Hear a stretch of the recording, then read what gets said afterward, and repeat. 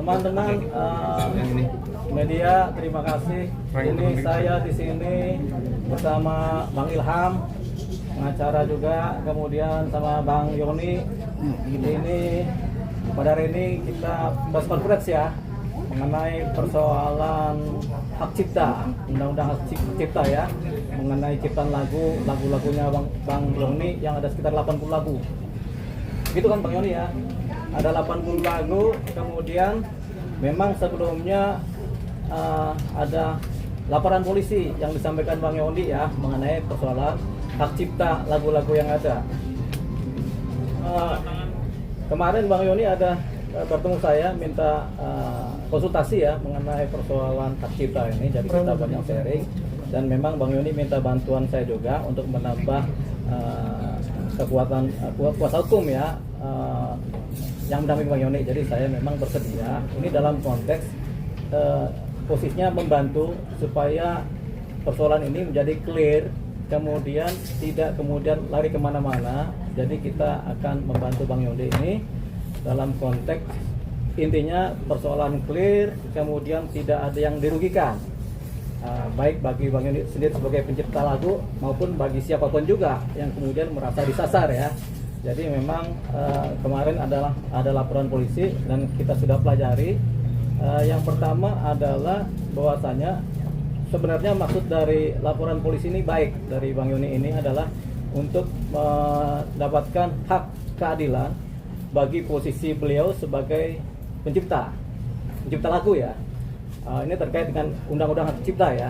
Jadi begini, siapapun dari kita, kalau kita menciptakan satu benda atau apapun juga, tentunya kita ingin dihargai dari nilai ciptaan kita. Atau kita ciptakan TV, ada nilai ciptaan TV tadi, kita dihargai. Ada kita ciptakan motor, kita dihargai dalam ciptaan itu. Termasuk juga ada kita ciptakan lagu, kita minta dihargai terhadap lagu itu. Jadi inilah yang kemudian cita-cita dari Bang Yoni ini menyampaikan ini semua di sini itu untuk itu, yaitu supaya hasil ciptaan ini dihargai. Tapi Bang Yoni juga sebenarnya menghargai penyanyi, karena ciptaan lagu tanpa penyanyi juga nanti sifatnya kosong begitu. Jadi harus ada penghargaan juga terhadap penyanyi. Hanya saja semua ini kan terkait dengan undang-undang hak cipta dan terkait juga dengan wadah-wadah dari apa yang kemudian mewadahi posisi-posisi pencipta lagu. Ini yang kemudian mungkin ada yang belum dapat pakemnya atau ada saluran yang tersumbat dari proses di undang-undang hak cipta ini, sehingga kemudian Bang Yoni ini mencari jalan gitu. Apakah nanti jalannya lewat hukum ataukah lewat sosiologis. Jadi ini yang sedang dikerjakan. Jadi di sini saya membantu Bang Yoni supaya akan ada titik terang dari persoalan ini begitu. Kita nggak sasar siapa-siapa ya, tapi memang ada laporan polisi yang kemarin memang terduga adalah Lesti Kejora. Nggak bisa kita pungkiri ya. Jadi terduga adalah Lesti Kejora, tapi sebenarnya beliau belum tentu bersalah begitu. Kenapa?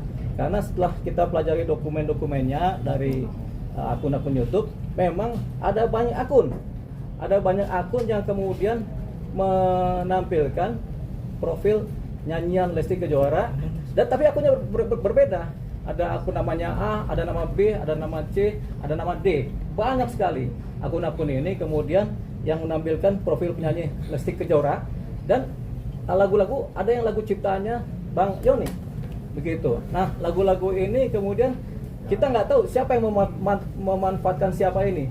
Apakah akun-akun ini memanfaatkan Lesti Kejora, juga memanfaatkan Bang Yoni sebagai pencipta, satu sebagai penyanyi, supaya apa? Punya nilai jual. Nah, di antara akun-akun ini ada beberapa akun kemudian yang tampaknya akun berbayar. Jadi kita sudah dapat materinya, ada beberapa akun yang sifatnya berbayar. Jadi dan mereka mengkondisikan sebagai fansnya Lesti Kejora. Jadi benang merahnya belum kita dapat apakah ada kaitan dengan Lesti Kejora atau memang ini akun yang dibuat masing-masing, kemudian karena dia punya brandnya adalah Lesti Kejora, mereka pakai itu. Jadi ini yang dikejar. Jadi saya jernihkan laporan polisi yang kemarin itu ya Bang Ilham ya, itu dibuat untuk kepentingan mencari tahu akun-akun ini begitu.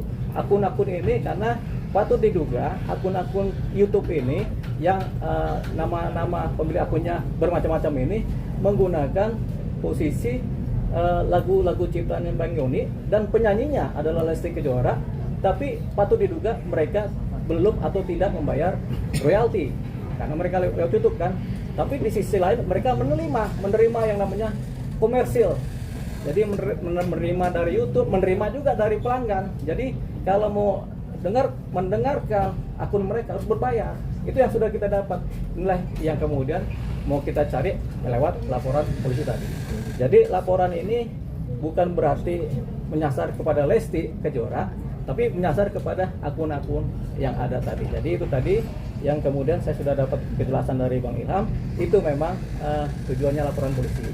Tapi karena laporan ini sudah berjalan, ya baiklah, kan ini juga terkait dengan hak dari Bang Yoni dan terkait dari gunanya Undang-Undang Hak Cipta. Jadi ini kita biarkan berjalan dulu untuk menyasar akun-akun ini. Jadi itu jelas ya. Jadi tidak serta-merta kemudian kita mempersalahkan seorang Lesti Kejora, tapi lebih kepada mencari tahu siapa-siapa yang kemudian menjadi pemain-pemain yang kemudian melanggar Undang-Undang Hak Cipta. Begitu. Itu tadi ya. Yang kedua, kita bicara mengenai soal undangan dari LMKN.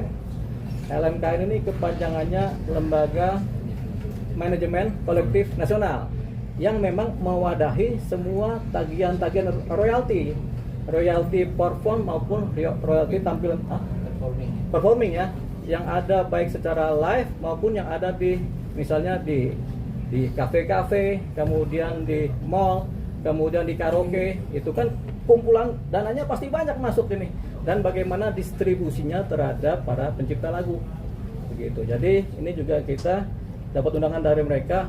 Oke, nanti dalam minggu depan kami, Bang Yoni, saya sama Bang Ilham dan tim akan bertandang ke LMKN kantor sana untuk mencari tahu apa-apa yang ada di sana, kemudian apakah ada yang kurang dari yang mereka punya, atau ada yang kurang dari yang kami kerjakan. Jadi itu dia yang kemudian kami akan menerima undangan dari LMKN. Syukur-syukur LMKN juga mengundang pihak Lesti Kejora sebagai yang penyanyi juga yang namanya banyak tercantum dalam akun-akun YouTube tadi begitu.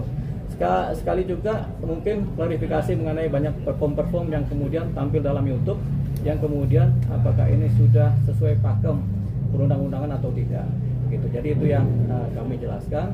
Nah, dalam press conference ini memang itu tadi kami sampaikan supaya jangan sampai ada praduga negatif terhadap laporan polisi yang ada. Kemudian ada juga nanti sentimen negatif. Jadi kita dudukan. Kita juga kepentingannya nggak cuma membela Bang Yoni ya, tapi kita juga membela penyanyinya juga. Jangan sampai ternyata si penyanyi juga dimanfaatkan oleh akun ini. Begitu. Jadi ini yang kita sedang upayakan. Begitu dari saya. Nah, mengenai teknisnya silakan teman-teman boleh bertanya, baik mengenai perkembangan laporan polisi kepada Bang Ilham maupun mengenai lain-lain mengenai ciptaan kepada Bang Yoni. Tapi sebelum sampai ke sana, nanti saya persilakan Bang Ilham untuk bicara dan Bang Yoni juga untuk menyampaikan unek-uneknya begitu.